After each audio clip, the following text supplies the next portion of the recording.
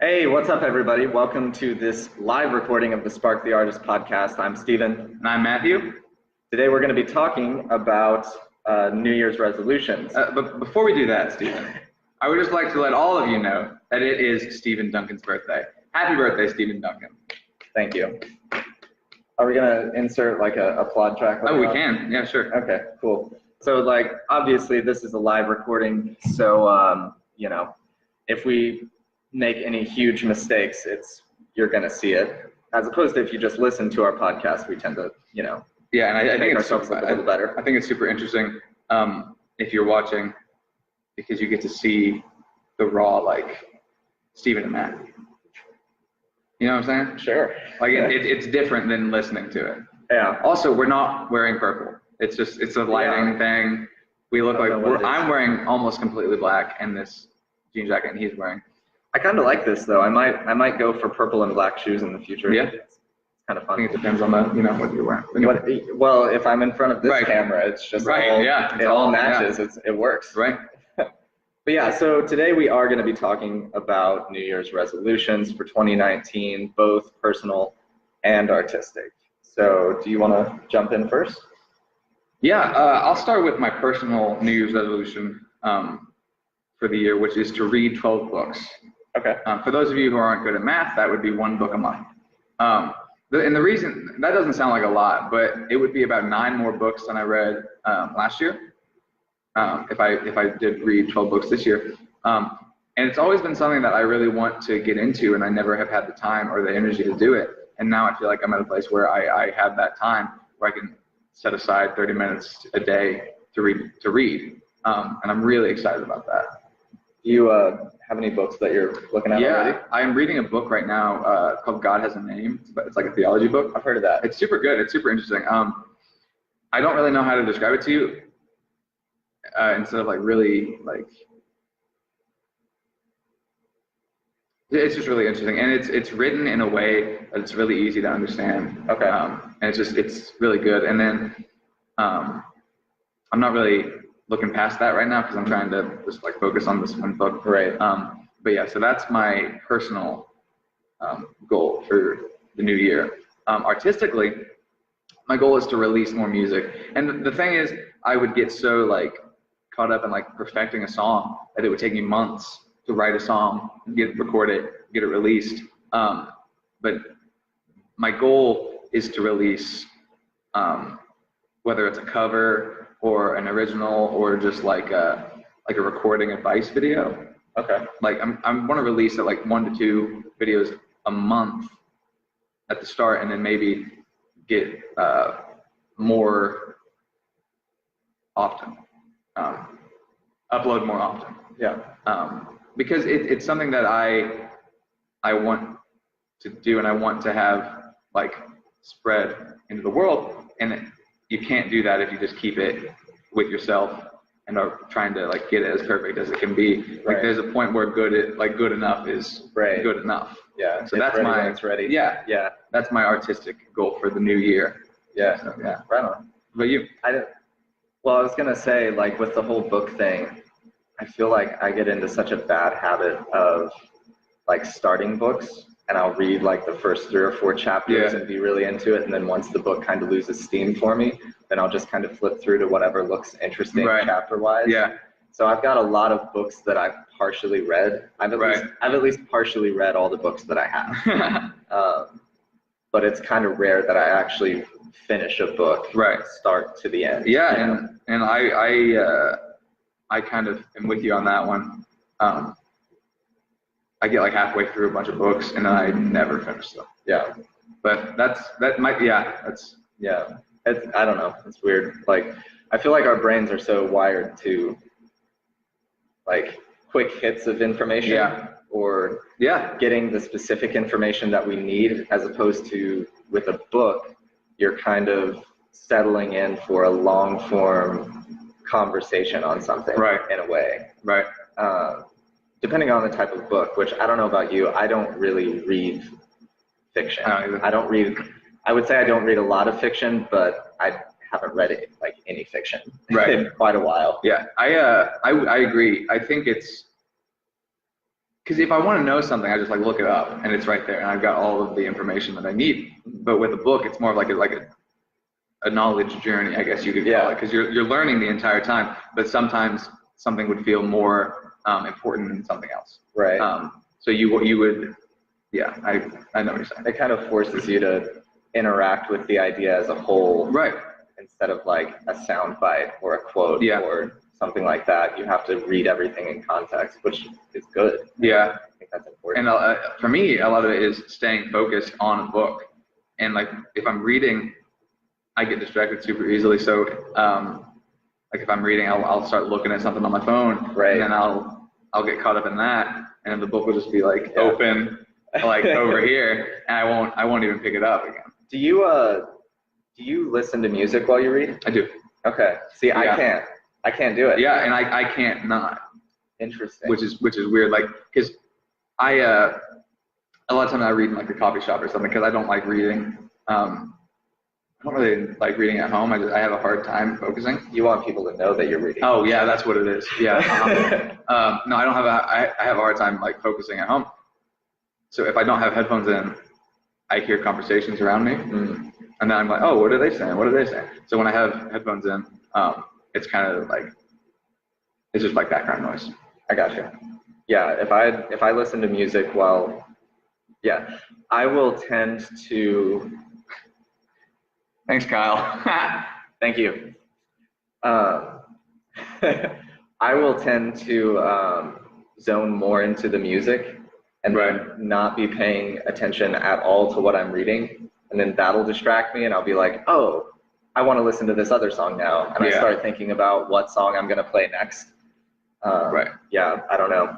I have that weird relationship with music where if there's music playing, that's where in the front of my head at that point. Yeah. I get that for sure. Yeah. But so for me,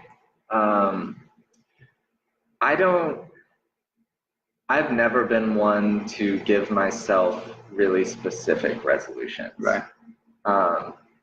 By the time in my life that I learned that New Year's resolutions were a thing, I also learned that New Year's resolutions can also be kind of a joke at the same time. Right. Yeah. So it's kind of like, well, why make them if it's just this whole, like, it's going to be over by February or March if you're really resolved, and only like 2% of people, that's a random number, but a very low number of people actually follow through on their resolutions as they described them. But yeah, so for me, on a personal side, more on a spiritual side, I think just kind of, I've always had the idea that no matter what your religion or what your belief is, if you're going to say that you believe something or subscribe to a certain faith, then you should be all into that. And if you're not, then it really does you no good. So for me, and trying to stay kind of centrist on this, but for me, it's just, I say that I belong to a certain faith, and so I really need to be doing the things to cultivate that and just continue to grow spiritually, which I think is an important thing for everybody. I agree. Again, no matter what form that takes for you, it's good to be spiritually active. If that's your thing. And then on a non-spiritual personal side, just trying to take a little bit better care of myself. Having gone through a semi-major health snafu later. That's what you could call it, that. Later in 2018, even though in a follow-up appointment, the doctor was like, it was a random thing and there's not really anything you can do to like prevent it from happening again, should it decide to happen again. It's still kind of a wake-up call. You're like, well, there are definitely things that I could cut out of my life or integrate in and eat more regularly and healthily and not drink 10 cups of coffee a day and kind of stabilize health-wise a little bit more. Yeah, and I think that's interesting that you bring that up, because it's also like a perspective shift, I bet. Like, How so? like I think you realize like what's, like when you go through something like that, you kind of realize like, okay, this is what's important. Oh yeah.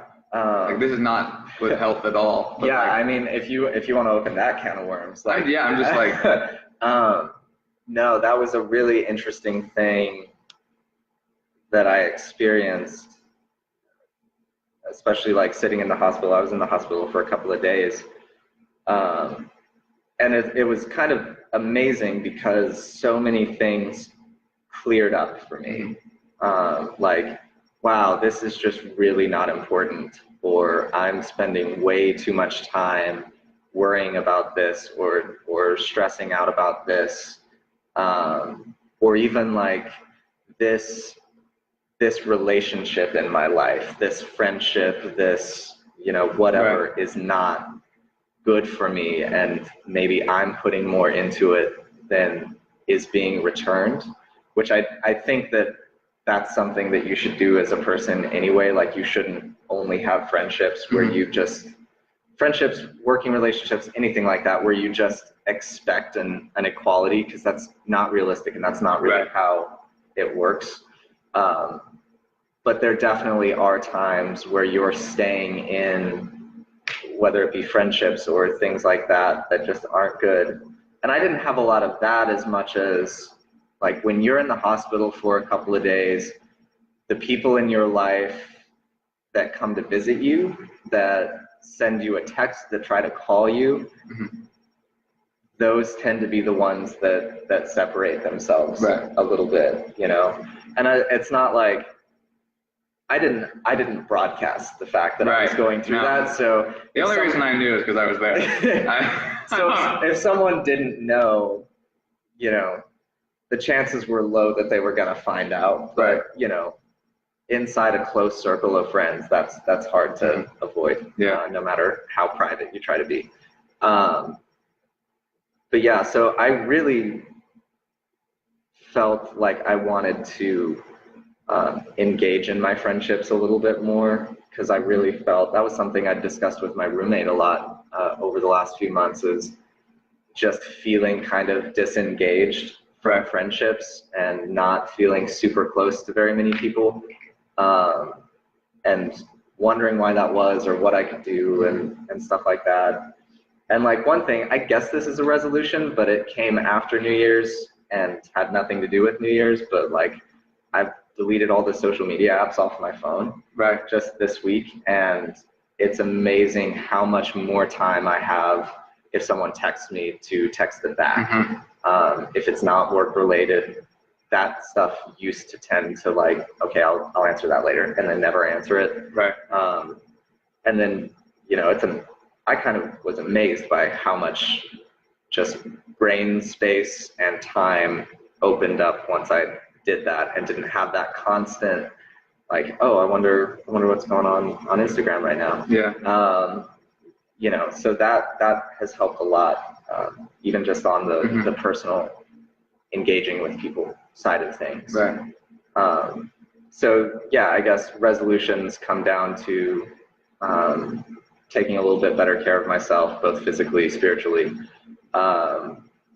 and then also really wanting to just engage with people more than I have been, and cultivate good relationships and friendships more than I have been.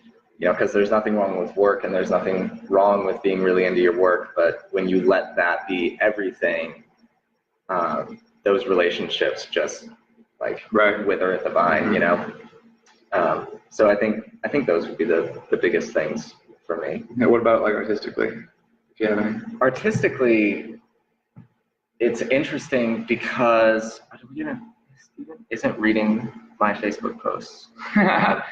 No reason. I'll take a side step for that, Kyle, because I religiously read your Facebook posts. Honestly, I can say I don't religiously read anyone's Facebook posts except for yours, because it's always that perfect dose of like life truth and hilariousness. Yeah, I would agree. So yeah, you keep going, man, because your Facebook game is so strong. You are to Facebook what many people are to Twitter. Like, yeah, you're keeping the medium alive. right. I agree. Yeah, so artistically, well, one big one that we have in common is we're doing a show together. Yeah. This summer. Yeah, we are. Yeah.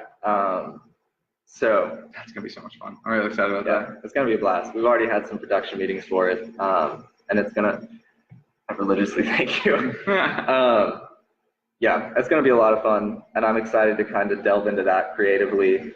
And the nice thing about this, I mean, it's only the second show that I've directed here, but now it's interesting to kind of sit down with it and be like, okay, what can I take from what I learned with the last one I did and integrate it into this one while still keeping it fresh and keeping it original and serving this story and not just trying to do what worked in the past. Yeah. You know, so kind of making it its own thing while still integrating the things that worked before, and keeping those lessons. So yeah, that's gonna be super fun. But yeah, so on the other side of things, because I feel like everybody kind of knows my work here. And I don't have any new artistic resolutions for my job here at the Art Center necessarily, because it's such a constant want or a constant desire to self-improve. Right. That I couldn't say like, this year I'm going to blah, blah, blah, blah, blah, because Make better sets. Right. Yeah. I mean, I'm constantly like, okay, I've done this set before. I need to do something new. Right. I get bored with myself easily when it comes to sets, so I'm almost always trying to find something new to do with it. But for photography, which is what I do outside of this, I felt like 2018 was probably the year that I grew the most in that art form. I had started trying to move into portrait work in 2017, but I didn't feel like I really got my footing in that and found myself creatively until the beginning of last year, working with a few really great people that were able to look past my insufficiencies as a portrait photographer and still collaborate artistically. And then once you kind of get those 2 or 3 shots, you're like, okay, maybe I can do this. Yeah. And really after the whole medical snafu, as we're calling it, I was kind of backed up here, so I really only took like 3 or 4 shoots in the last 3.5 months of 2018. So for me, because I felt like I was really getting into a good groove and I was booking a lot, for me, I really want to get back into that and be booking more. And I'm actually working on a new project, which is going to be a photo book about dancers. Oh yeah. Because I've realized, and that was honestly, I did 2 shoots at the beginning of last year in the snow with a couple of dancers, and they're still some of my favorite shots I've ever taken. If you ever need me to dance, I'm there. You're so good at it too. I know. I could capture that forward roll really well. Yeah. But yeah, so so I want to get a good number of photo shoots with dancers and really work on compiling that work. And I'll see how it turns out. I'll probably try to sell it and market it and all that, but even if that doesn't really work out, it's something I'd like to have for myself, just to kind of have, like, it's amazing the difference between just looking at your work on your computer and having a printed version of your work. Like, it is so different. So shooting more regularly, booking more jobs, but then also working on that book in that specific area of portrait photography that I've found myself really I guess, passionate about, Right. or inspired by would be more accurate. So yeah, those would be my personal and artistic New Year's resolutions. And it's interesting that you bring that up about kind of finding your like hitting your stride as far as like portrait photography, because it's the same in music. Mm-hmm. Like you get a couple songs out and you're like, okay, like these are doing well. Yeah. I might be able to do this more often. And then something happens like a medical snafu, or like I haven't really had any, I just had like insane writer's block for like 2 months. I couldn't get anything out. So when something like that happens, it's kind of like, man, like take a step, like a whole couple steps back after you took like one forward. Yeah. So that's really frustrating. But yeah, that's interesting that you mentioned that, because I feel the same way. Yeah. I mean, it's the same way, honestly, with building sets. Yeah. Like I can actually remember there was like one set that I made early on working here, and I was like, okay, maybe I'm actually halfway decent at this. Right. And then from then on, I kind of had that confidence, and I've had some subpar sets since then, or at least subpar to me. But having that first one or two, because I remember Les Mis was another one where it was like, okay, now not only can I design a good set that I like and looks cool, but like this is legitimately so cool. Yeah, it was. No set I would rather die on. Have you ever, that brings up a question in my mind, have you as an artist ever created something that almost forces you to like step outside of yourself, like it's not even your own work?